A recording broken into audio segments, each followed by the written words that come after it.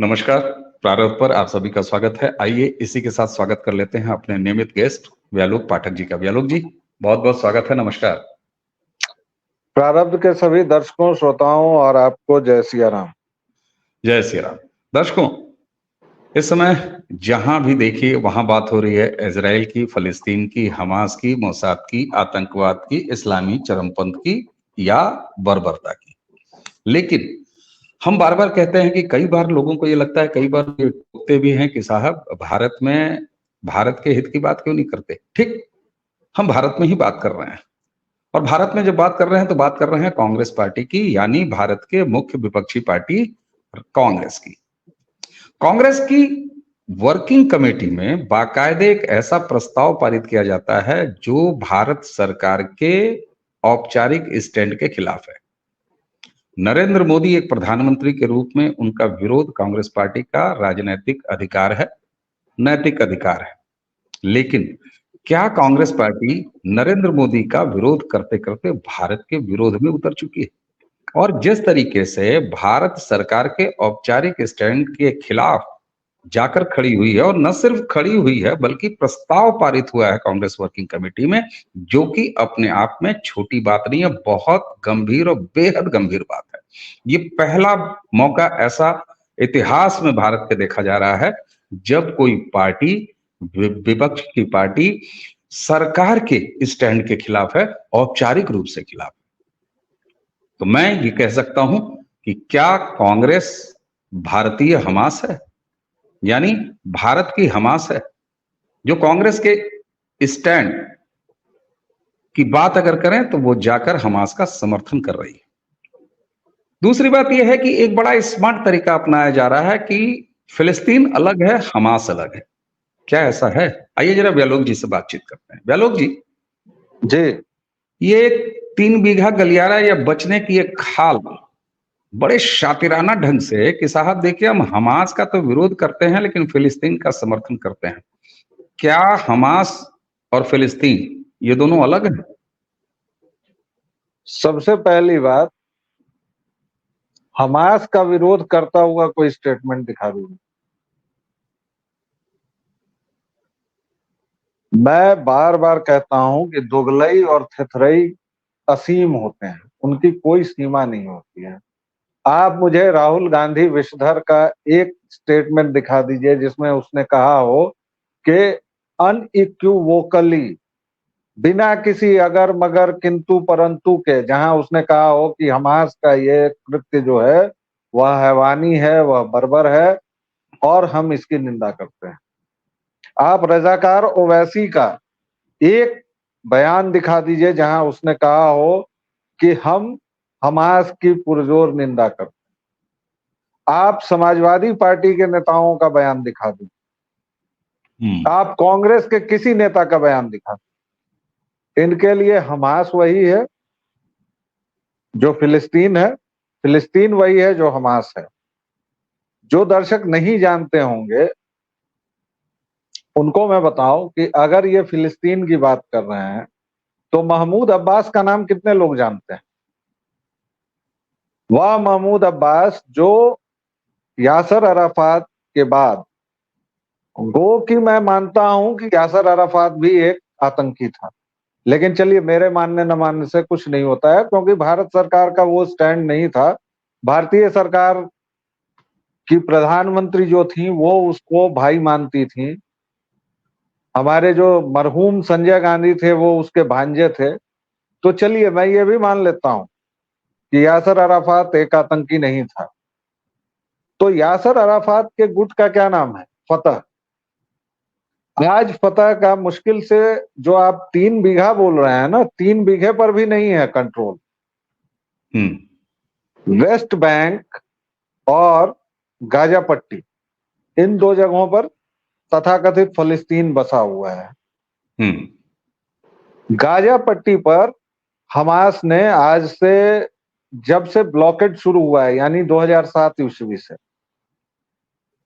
तब से उसने कब्जा किया है और उसके बाद उसने वेस्ट बैंक का भी बहुत सारा हिस्सा कब्जा कर लिया है। अभी जो पाकिस्तानी प्रेसिडेंट, प्रीमियर, जो भी कहना चाहें आप उसको कह लें, अहमद अब्बास को, उसका मुश्किल से 5 किलोमीटर या 6 किलोमीटर के इलाके पर नियंत्रण है, और इस युद्ध में तो वो भी नहीं है। मैं 3 सवाल रखना चाहता हूं दर्शकों से। भारत में किसी ने भी, किसी भी नेता ने, किसी राजनीतिक दल ने, किसी भी सो कॉल्ड बुद्धिजीवी ने क्या अनइक्विवोकली यह कहा है कि हमास नरपिशाच हैं और हमास की पुरजोर निंदा की जानी चाहिए? नहीं कहा है। बिल्कुल। इतना ही नहीं कहा है, उसको कवर फायर देने को लोग तैयार हो गए हैं कि जो लड़की की लाश घुमाई गई, पूरी दुनिया में जो लाश है जिस पर जीप पर ये लोग रखे हुए हैं और उसको निर्वस्त्र लाश को घुमा रहे हैं, उस पर थूक रहे हैं, उस पर मूत रहे हैं, अचानक एक भाई साहब ने कहा कि अरे उसकी तो मां ने खंडन कर दिया है। कहाँ खंडन कर दिया भैया? क्या कर दिया? कुत्ते के पिंजरों में इन हैवानों ने, इन दरिंदों ने बच्चों को रखा है। इजराइल के बच्चे बच्चे नहीं है क्या? 1.5 साल के, 2 साल के, 3 साल के मासूम, उनको कुत्तों के पिंजरों में रखोगे तुम? और किसी भी चीज के नाम पर मैं ये कहता हूं कि कुछ भी हो जाए, तुम उसको सपोर्ट कैसे कर सकते हो? कांग्रेस वर्किंग कमेटी के इतनी हिम्मत कैसे आती है, इतना दुस्साहस कैसे आता है कि वो इन बच्चों को कुत्तों के पिंजरों में डालने वालों का सपोर्ट करते हैं? अभी तो हमास और फिलिस्तीन पर अलग बात होगी। इजराइल को ये लोग गाली दे रहे हैं कि याद करो फलाने ने कब्जा किया था। याद करूं? इजराइल और फिलिस्तीन का झगड़ा आज से थोड़े ना है। तो फिर 1600 ईस्वी पहले जाओ। 1947 से क्यों शुरू हो रहे हो भाई, और 1948 से? और तुमने उनको क्या दिया था? एक रेगिस्तान दिया था, एक बंजर जमीन दी थी। उन्होंने अपने दिमाग से, अपनी मेधा से उस रेगिस्तान में फूल खिलाए। और ये तो इस्लाम का पुराना ये है। इस्लाम ने आज तक बनाया क्या है, मुझे ये बता दीजिए। इस्लाम का मतलब है कब्जा, इस्लाम का मतलब है डकैती। आप लाल किले से लेके, ताजमहल से लेके हमारे 30,000 मंदिर देख लीजिए, इस्लाम केवल और केवल डकैती करता है, केवल और केवल कब्जा करता है। इस्लाम ने आज तक बनाया क्या है? मुझे नहीं पता क्या बनाया है। पूरे फारस को इन्होंने बर्बाद कर दिया। आज ईरान कह रहे हैं उसको। पूरे मेसोपोटामिया को इन्होंने बर्बाद कर दिया। पूरी कुस्तुनतुनिया को इन्होंने बर्बाद किया। मतलब बर्बर असभ्य रेगिस्तानी लोगों का ऐसा समूह जिसने केवल और केवल इस देश में, इस दुनिया में बर्बादी लाई है और कुछ नहीं किया है। ठीक बात है। अच्छा व्यालो, मैं एक बात मुझे समझ में नहीं आ रही है, और समझ में क्या नहीं आ रही है, मुझे हंसी तो मैं कहूंगा नहीं, इस बात पे हंसी आ ही नहीं सकती है। कांग्रेस ने अपनी वर्किंग कमेटी में जो प्रस्ताव पारित किया है, भारत सरकार के स्टैंड के खिलाफ जाके किया है। इतनी बड़ी कोई बात नकारात्मक कभी क्या देश के इतिहास में रही है? सिर्फ कांग्रेस लंबे समय तक सत्ता में रही है ना, उसके सामने बहुत सी पार्टियां रही हैं जो विपक्ष में रही हैं, लेकिन कांग्रेस के सत्ता में रहते हुए इन 65 सालों में क्या कोई एक भी ऐसा उदाहरण आप याद कर सकेंगे कि जब कोई देश की विपक्षी पार्टी देश के सरकार के स्टैंड के खिलाफ हो, और वो भी तब जब मामला विदेश से जुड़ा हो, विदेश नीति से जुड़ा हो? अब आप ये समझिए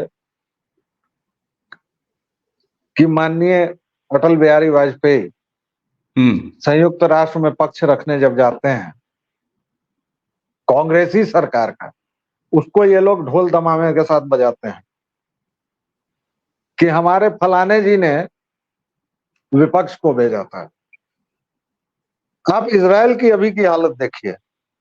इजराइल में अभी सरकार जो भी चुनिंदा थी, जो भी अल्पमत की या जो भी थी, वो भंग कर दी गई।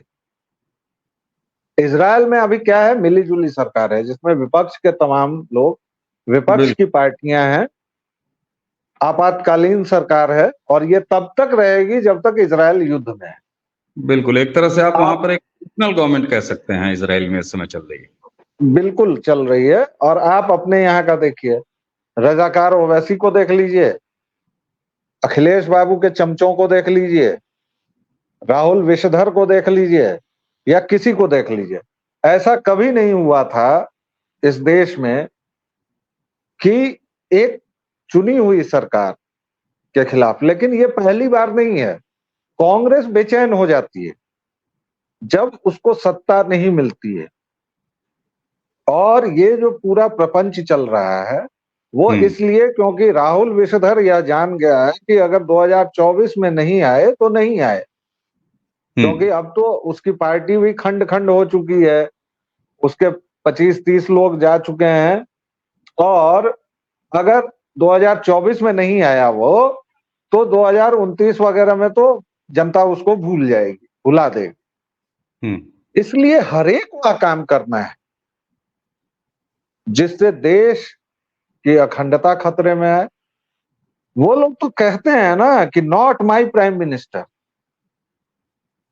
आप देखिए, मैं इस बात को ऐसे समझाना चाह रहा हूं कि ट्रंप बने थे राष्ट्रपति अमेरिका में, तो वहां जो इन बुद्धिजीवियों, जो सो कॉल्ड लेफ्टिस्ट ने और इसने किया, वो क्या करते थे कि व्हाइट हाउस के बाहर जाके हग देते थे और उसको लीपते भी थे, और उसका वीडियो है।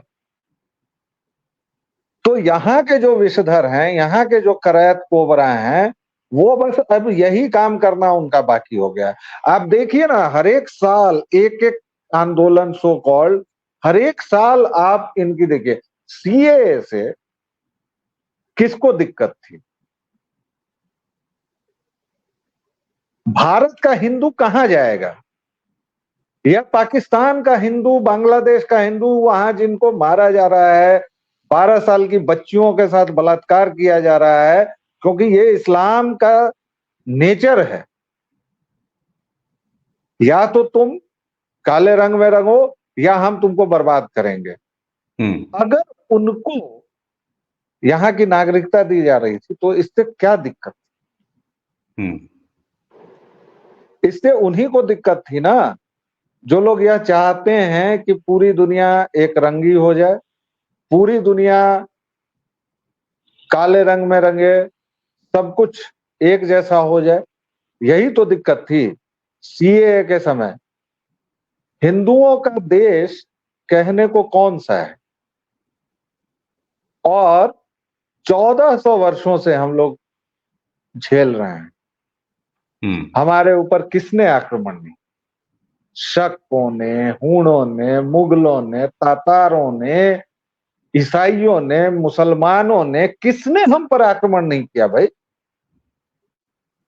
और आप एक छोटा जमीन का टुकड़ा जो बचा हुआ है, वहां अगर पाकिस्तान से भाग के कोई आना चाहता है, उस पर भी इनको आपत्ति।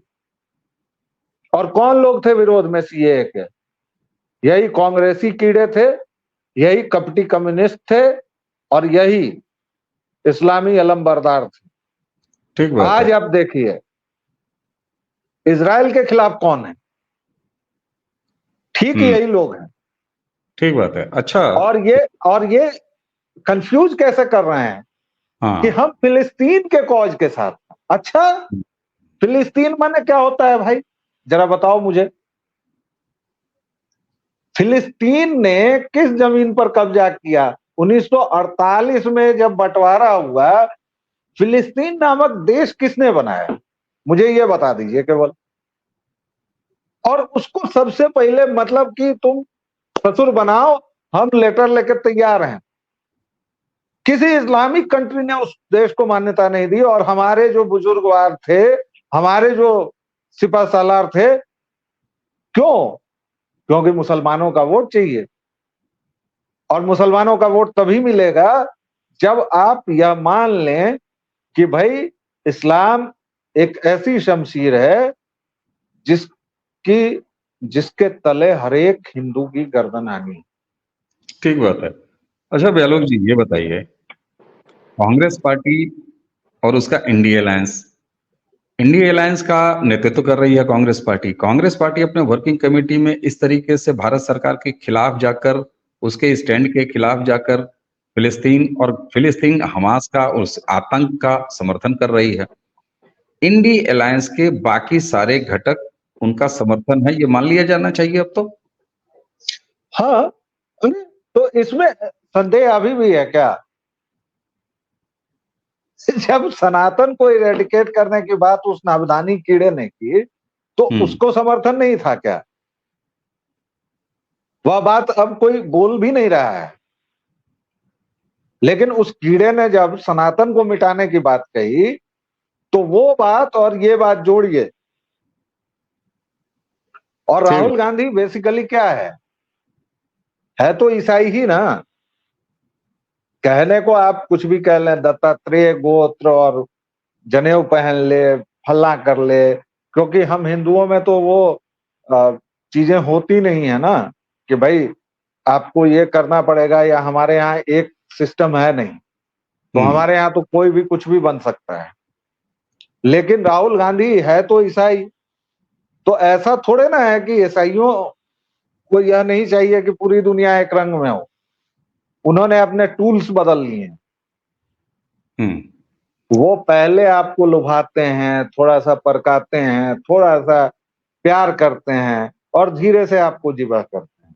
ठीक बात है। अच्छा, मैंने कांग्रेस की बात की, इंडी अलायंस के कुछ नामों को मैं आपके सामने रखूंगा और आपसे एक रैपिड फायर जैसे होता है ना, वैसे सवाल एक है, मैं नाम बदलता जाऊंगा। सवाल यही है कि क्या कांग्रेस के नेतृत्व में बनने वाला ये इंडी अलायंस हमास का समर्थन कर रहा है? नीतीश कुमार, उनकी बिल्कुल पार्टी कर रहे हैं, बिल्कुल कर रहे हैं। मैं लालू यादव का नाम नहीं लूंगा, क्योंकि बिल्कुल कर रहे हैं, वो बाय डिफॉल्ट हैं, लेकिन कुछ नाम मैं लेता हूं।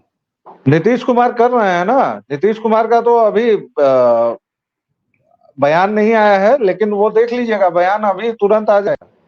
ठीक, शरद पवार कर रहे हैं, शरद पवार कर रहे हैं, ममता बनर्जी। अब मुझे हंसी आ जाएगी। छोड़िए महाराज, रहने दीजिए। ममता बनर्जी तो मतलब पहले से है, ममता बानो उनका नाम है। उद्धव ठाकरे और उनकी शिवसेना, बिल्कुल 100%। अब एक सवाल, क्या इंडी अलायंस को ये भरोसा है और उसने कांग्रेस को और कांग्रेस के नेता राहुल गांधी को और कांग्रेस वर्किंग कमेटी को ये खुली छूट दी कि तुम जाओ और भारत के हमास बन जाओ और हम लोगों को भी हमासिया बना दो? ये इसमें एक मिनट, क्या ब्यालोक जी ये उस भरोसे की जमीन पर लिया गया स्टैंड है हमास के समर्थन का कि ऐसा कर देने से 2024 के चुनाव में इंडी अलायंस को वोट मिल जाएंगे? देखिए ऐसा है, इसकी शुरुआत बिहार से हुई। जो कास्ट सेंसस है उसमें 17% मुसलमान दिखाई दी। बिहार और यूपी सबसे ज्यादा सीट्स हैं, 120 सीटें। और यहां पिछले चुनाव में माइनस से इन्होंने शुरू किया। आप अगर 120 माइनस से शुरू करेंगे तो आगे कैसे चलें? आप इस बात को समझिए। और दर्शकों, मैं आपको ये कहना चाहता हूं, 2019 में बिहार में तकरीबन नहीं, बिहार में 39 सीटें जीत ली गई थी एनडीए अलायंस की, जिसमें से अभी नीतीश कुमार अलग हो गए हैं तो उनकी शायद 14 सीटें हैं। यानी अभी भी 35 सीटें भाजपा की। और यूपी की बात ही नहीं, यूपी में तो 72 से 75 के बीच हमेशा है। एक आध लोग इधर उधर गए हैं तो भी मतलब वहां 80% से ज्यादा सीट। ठीक, इनको ये लग रहा है कि 17% अगर वहां है और यूपी में भी मुसलमान खासी संख्या में है, तो अब चाहे इस देश के टुकड़े हो जाएं, चाहे जो कुछ भी हो जाए, लेकिन अब मुसलमानों का वोट पाने के लिए हम हमास का नहीं, ये आईसिस को सपोर्ट करेंगे। और हमास और आईसिस में क्या अंतर है, ये जरा मुझे बताइए। मुझे कोई अंतर नहीं लगता, बिल्कुल नहीं है। अंतर लगता छोड़िए, है नहीं। मैं तो कांग्रेस और हमास में जब अंतर नहीं देख रहा हूं, तो आप फिर हमास और आईएसएफ में अंतर कैसे देखूंगा मैं? तो वही बात है कि अब इनको लग रहा है, और मुझे तो लगता है कि मुसलमानों को इसका प्रतिकार करना चाहिए, भारतीय मुसलमानों को निकलना चाहिए घरों से। लेकिन उन्होंने ओवैसी जैसे रजाकार को अपना नेता बनाया हुआ है, या फिर जो भी है, जहां भी है, भारतीय मुसलमानों को निकल के और यह कहना चाहिए कि भैया ऐसा है कि हम हमास के साथ नहीं हैं, हम भारत के साथ, और हमें तुम्हारी वोट बैंक की पॉलिटिक्स नहीं चाहिए। हमें केवल और केवल ये करना है कि हम इस देश के वासी हैं और हम इस देश से प्यार करते हैं, ये मुसलमानों को कहना चाहिए। लेकिन मुसलमानों की आंखों पर ऐसा पर्दा पड़ा हुआ है कि उनको कौन बताए।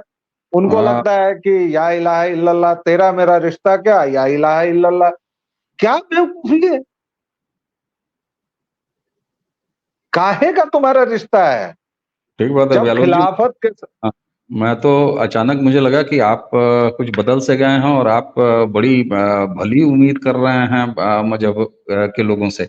बहरहाल, नहीं नहीं, मैं कोई उम्मीद नहीं कर रहा हूं। मुझे पता है कि लखनऊ की 35 डिग्री 40 डिग्री की धूप में जब बच्चियों को जबरन बुर्का पहनाया जाता है, जबरन हिजाब ढका जाता है, और ये 20 साल पहले नहीं होता था, न लखनऊ में होता था, न पटना में होता था, न कहीं होता था।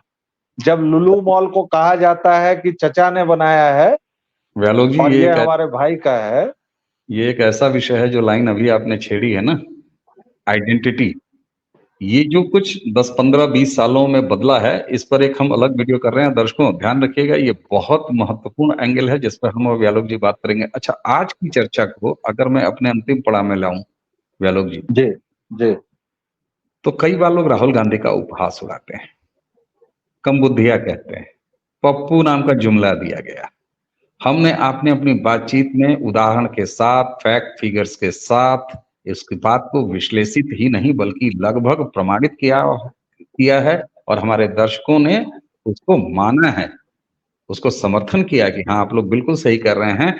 जब हम और आप अपनी तमाम बातचीत में कहते हैं कि ये व्यक्ति बेहद शातिर है, बहुत ही मजा हुआ शातिर खिलाड़ी है। राहुल गांधी के बारे में किसी एक मेरे मित्र ने अभी आज सुबह ही उन्होंने कहा, बताइए कितना नासमझ है कि ये प्रस्ताव पारित करा देता है। मुझे हंसी आई, और मुझे हंसी दर्शकों इस बात पे आई कि वो जो हमारे सो कॉल्ड संपादक मित्र हैं, वो कांग्रेस के भविष्य को लेकर चिंतित है। उनको ये लग रहा है कि ये लड़का बेवकूफ, इसने कांग्रेस का काम बिगाड़ दिया ये काम करके। ऐसे कई लोग हैं ट्विटर पर, राहुल देव जैसे लोग, वो परेशान है कि अरे रे रे रे रे रे, ये क्या कर दिया, ये तो न करना था। एक जो दो फाड़ आपको दिख रहा है, वो मुझे लगता है कि ज्यादातर कांग्रेस की चिंता के लिए कि अरे ये तो सब अपने पैर पर कुल्हाड़ी मार लिए। बताइए, इतना बढ़िया हम लोग इन सबों की दुकान सजा रहे थे, माहौल बना रहे थे, गुब्बारे में हवा भर रहे थे, और ये भड़ाक से जो है हमास का कुल्हाड़ी लिया और अपने सर पे मार लिया। लेकिन क्या ये शातिर चाल है और बेहद सोची समझी रणनीति है राहुल गांधी की, या इसमें बचकानापन है और फिर वही उनका पप्पुआना है? मैं इस बात को कंक्लूड कर रहा हूं, मैं राहुल गांधी को विषधर बुलाता हूं। उस व्यक्ति के अंदर इतना जहर भरा हुआ है जो इस दुनिया के सबसे खतरनाक सांपों में नहीं होगा। आप कांग्रेस की दो योजनाएं देखिए,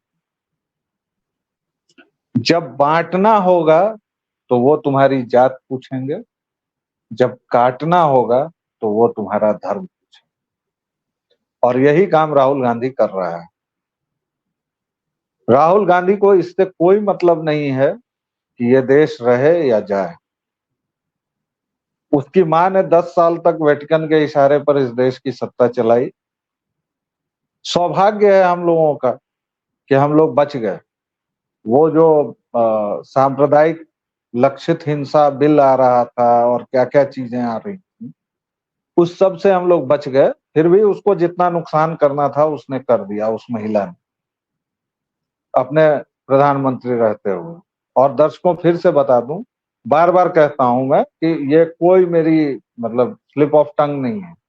सोनिया गांधी इस देश की प्रधानमंत्री थी तो थी, 10 साल तक उसी ने इस देश का कबाड़ा किया है।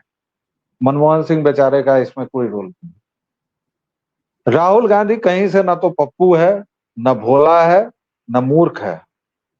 राहुल गांधी इस देश का सबसे बड़ा दुश्मन है और वह लगातार इस उधेड़बुन में है कि किसी भी तरह 24 में उसको सत्ता मिले, क्योंकि उसको पता है कि अगर 24 में वह सत्ता नहीं मिली तो फिर उसको 5 साल 10 साल कोई उसका नाम लेवा नहीं। और अभी ही कांग्रेस की हालत बहुत खराब है, 50-52 सीट पर है। इस बार अगर वो नहीं जीते तो खत्म हो जाएंगे।